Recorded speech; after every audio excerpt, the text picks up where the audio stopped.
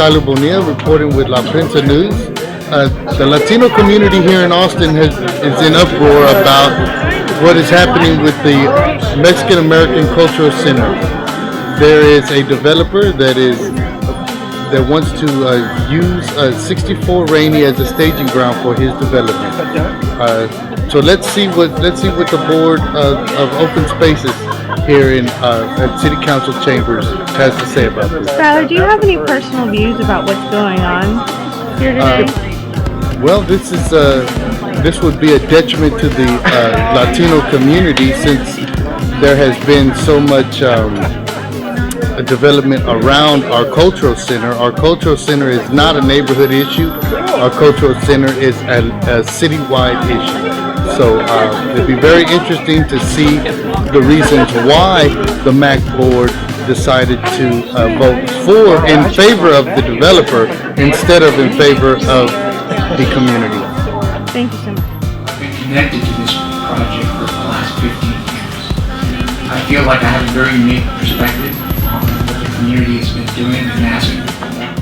What I'm really interested in is, again, all the stakeholders having an equal voice in what happens with that piece of property. Never been an equal voice. The microphone.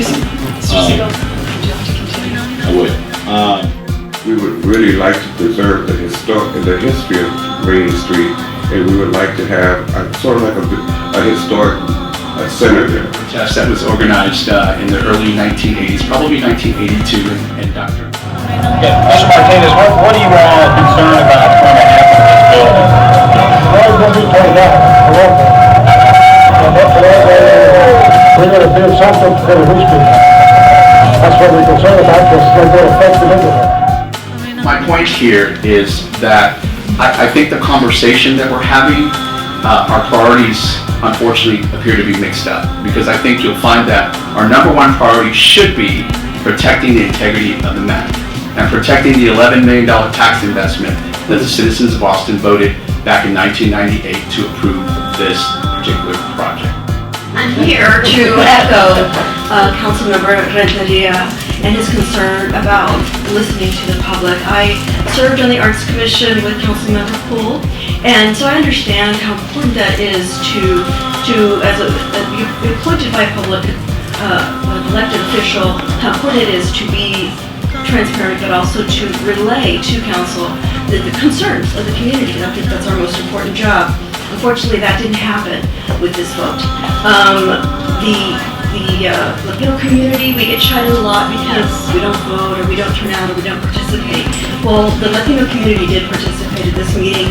I saw some segments from the meeting, and it was a full meeting, attended also by Councilmember Renteria. So we, and for 2 hours, they heard testimony that pleaded with the board to not approve this. Not because we don't want development there, but because the community is committed to completing the MACC. And we know that any area around the MACC has to be preserved so that we can see this dream come true. And so, and I say this, that, the board unfortunately failed in their duty, not in any way maliciously or with any other agenda. I believe that truly. I think they just believed that it was, as we say, mejor que nada, better than nothing. And the Latino community were very used to accepting peanuts. They're used to just settling and moving on. But the real thing that I think happened was that the community said, we're not doing that anymore. And I think if you look at the recent events in town dealing with Latinos and developments, we're organized. I think we're very energized about getting our agenda forward to the City Council. The Latino community is the largest minority, and not by a small margin, by a very large margin. And we're going to continue to grow many of us into y'all's districts. Creating more by majority districts, I believe certainly District 1 will be. So please listen to what we're saying. We're saying be committed to the MACC. Let's finish it. This is not a neighborhood issue. This is a citywide issue. This is a beacon for the Latino community in Austin. Were it to be completed, it would be a beacon for Latinos in Texas. And I say to tourists all over the country, because that's what tourists want. They want to see something cultural, something different. If it were to be completed, it's truly a masterpiece, and you saw what the completed version would look like.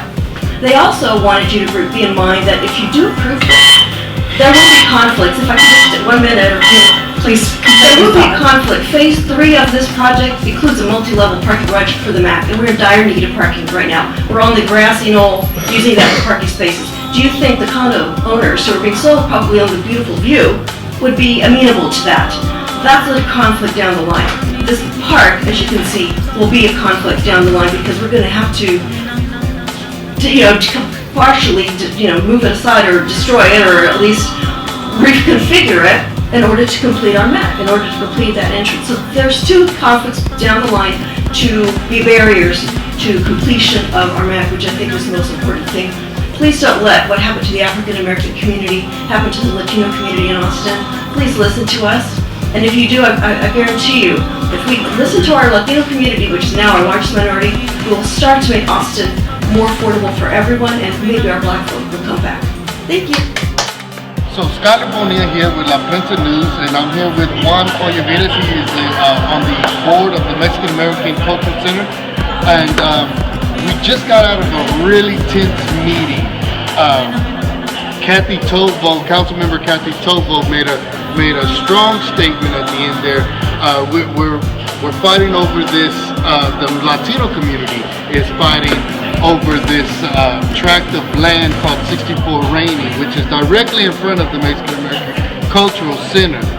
So, how do you feel about what Kathy Tovo said and the direction of the MACC? What was the decision here that was made? Are they moving forward? What's going on? Yes, I feel really good about the decision and the things that Kathy said. She obviously wants to get moving on the dedication of the 64 for parkland, dedicated parkland. So that's good. The MACC board had approved this proposal by a developer that wants to use this parcel of land. And how many times have y'all dealt with on the MACC board since you've been on? How long have you been on the MACC board? I've been on the MACC board 7 years in September. And how many developers have you come across that have been trying to use the 64 Rainy track? 2 years ago, we had the biggest proposal just to buy it.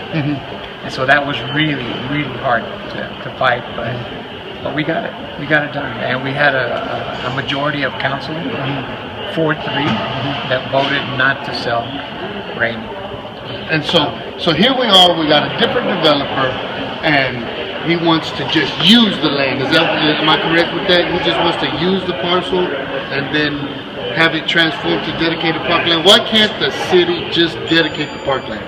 Exactly. That's my issue. That's everybody here. That's what they all want to know. You were the only vote against this proposal that came to the MACC. Right. They approved it. Right. But so that's why we're here at the Open Spaces Committee, right? That's why we're here, because I had to come here and at least speak for what I was hearing from the community at the last MACC board meeting. There you have it, folks. The stakeholders regarding the Mexican American Cultural Center are the city at whole, not just the Latino community, because everybody should be educated on our culture and our input as a Latino community here in Austin. We built this town. We built this town with the blood, sweat, and tears of the generations that came before me and the generations that came before my father. I stand here the 5th generation in this town, and we have yet to receive what is rightfully ours, which is dignity and integrity, and it starts with the Mexican American culture.